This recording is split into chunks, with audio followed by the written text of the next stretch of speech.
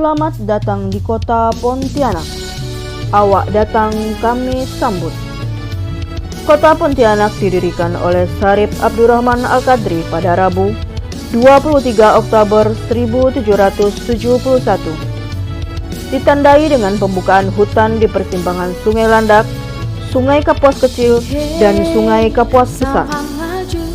Pada tahun 1778, Syarif Abdurrahman Al-Qadri diangkat menjadi Sultan pertama di Pontianak.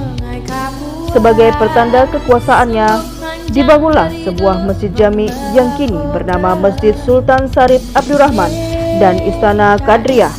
Kota Pontianak memiliki luas wilayah 107,82 km persegi dan memiliki 6 kecamatan.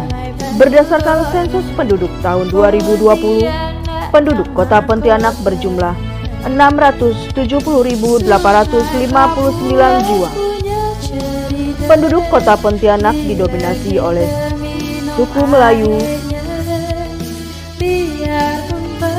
suku Dayak, dan suku Tionghoa. Dan perekonomian Kota Pontianak bertumpu pada bidang industri, pertanian, dan perdagangan. Ada beberapa tempat wisata dan kuliner yang bisa kita jumpai di Kota Pontianak, yaitu 1. Tugu Bambu Runcing. Tugu Bambu Runcing atau seringkali disebut Taman Digulis ini merupakan salah satu tempat yang kerap kali dijadikan sebagai lokasi untuk berwisata atau bersantai sejenak.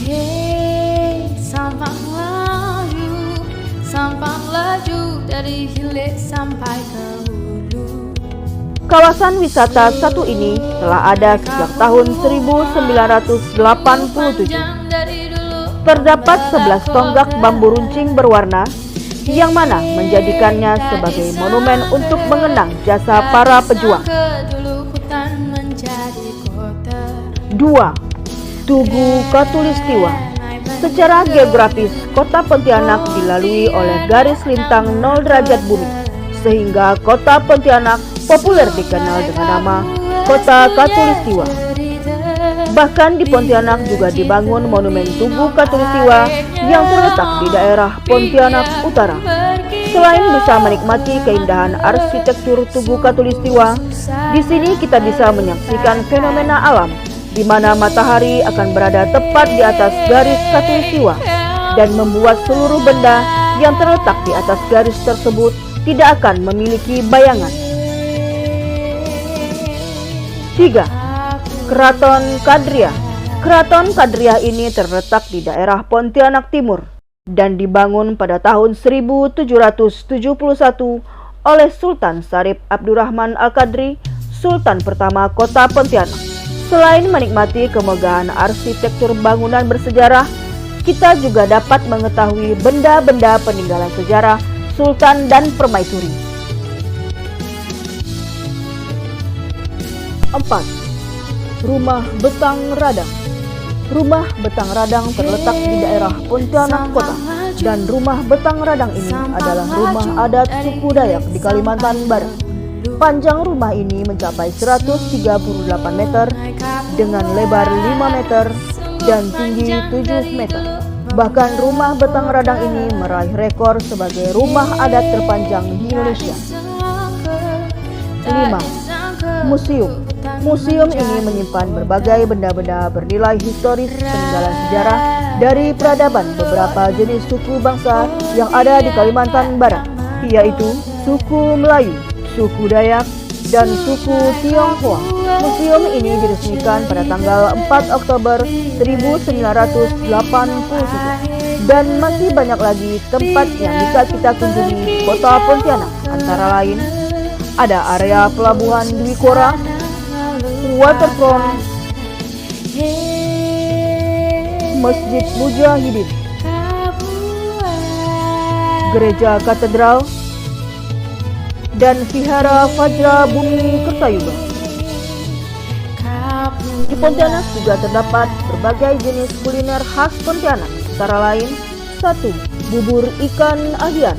Bubur ikan ahian ini tentu berbeda dengan bubur yang sering kita jumpai. Di sini lebih mirip seperti nasi sedikit lembek yang disiram dengan kuah sup ikan bening dan diberikan taburan daging ikan pilihan, bawang putih goreng, dan potongan daun bawang serta sedikit sayuran hijau.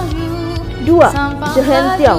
Chehen Tiao adalah minuman cendol tradisional khas masyarakat Tionghoa yang disajikan di mangkok dan dicampur dengan ketan hitam, cincau, kacang merah, kuah santan gula merah, dan bangkung. 3.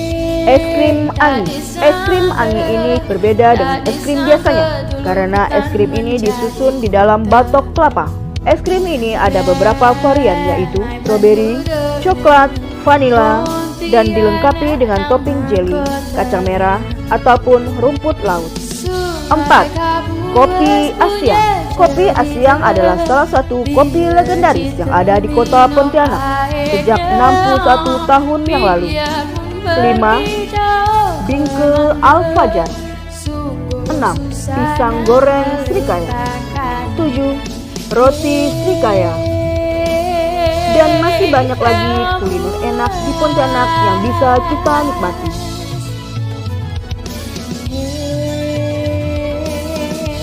Kota Pontianak juga memiliki Dewan Kerajinan Nasional Daerah atau Dekranasda yang saat ini harus memaksimalkan produk pelaku UMKM melalui jaringan media sosial ataupun yang menjadi pajangan di Dekranasda berupa cenderamata khas Pontianak, Kalimantan Barat.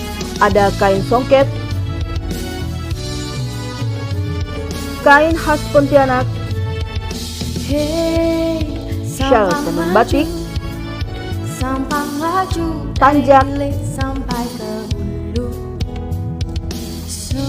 miniatur Tugu Katulistiwa,